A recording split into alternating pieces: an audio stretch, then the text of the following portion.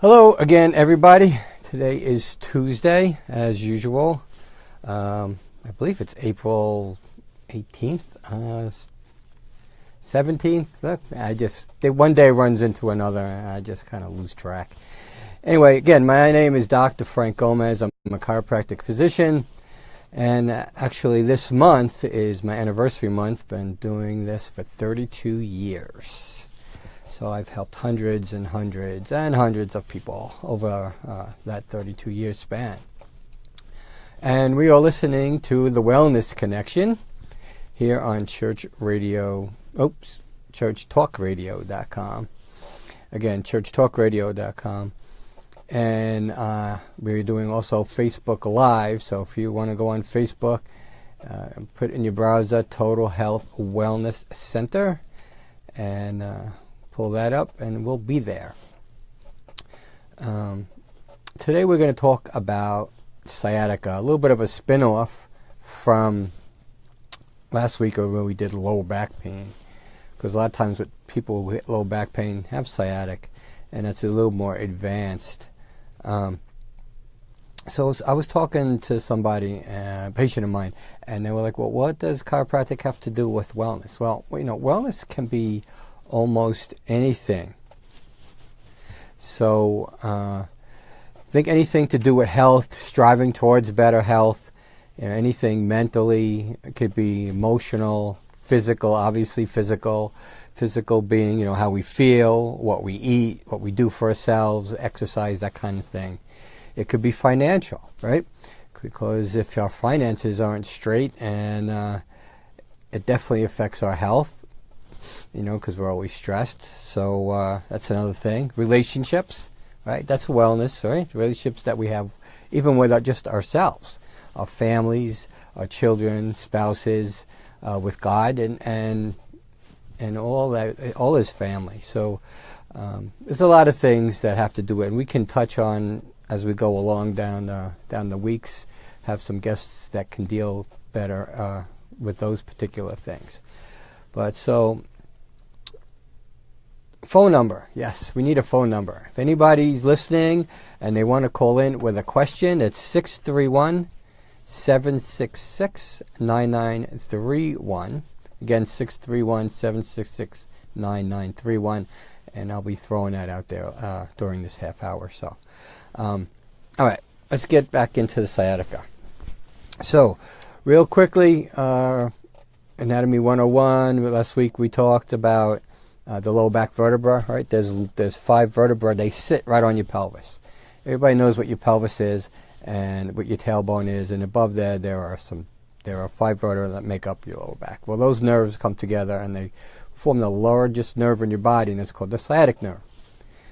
People say, a lot of people come in and they have sciatica, they don't have any clue about what it is, what the anatomy is about that, and actually when they're in pain, they really don't care about the anatomy. They just want to get out of pain. And there's so many different things that can cause sciatic problems.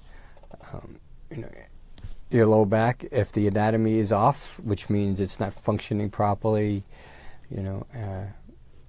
there's weakness somewhere, the vertebra can move out of place and put pressure on the nerve, and you can get sciatica. I know for me personally, it was back in 1996. I got rear-ended by a fairly large truck and messed up my low back, herniated 2 discs in the back.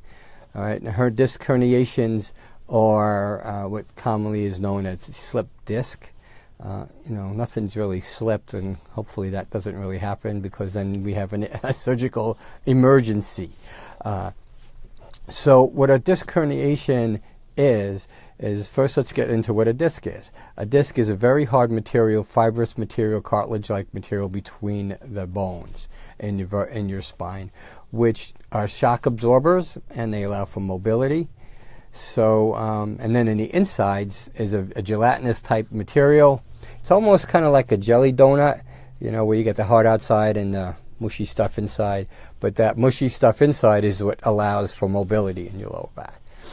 And a disc herniation actually is when you get a tear through that hard material, and then the gelatinous material pushes through, and it creates a little bubble in the area that your nerves come out of.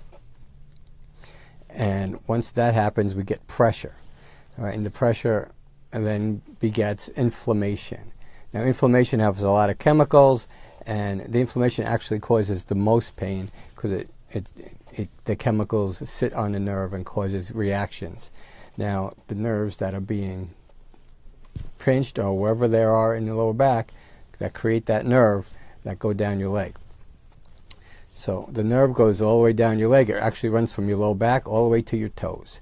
So you can have problems all the way down. And it's not necessarily true that you need actually to have your lower back hurting.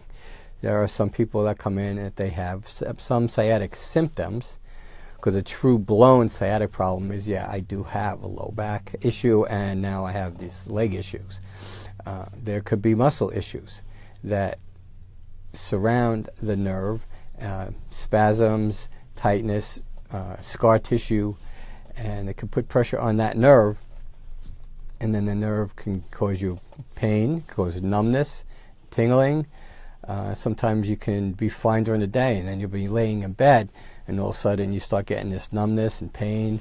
Usually it attacks into your calf muscle, where your calf muscle gets really tight and starts to get painful, you know. So what a lot of people do is the first thing they reach for is medication. You go into your cabinet there, and you got either Tylenol or ibuprofen, Motrin, Aleve, Advil, whatever you have. You know, he's like, oh man, this thing's really bothering me. I need something.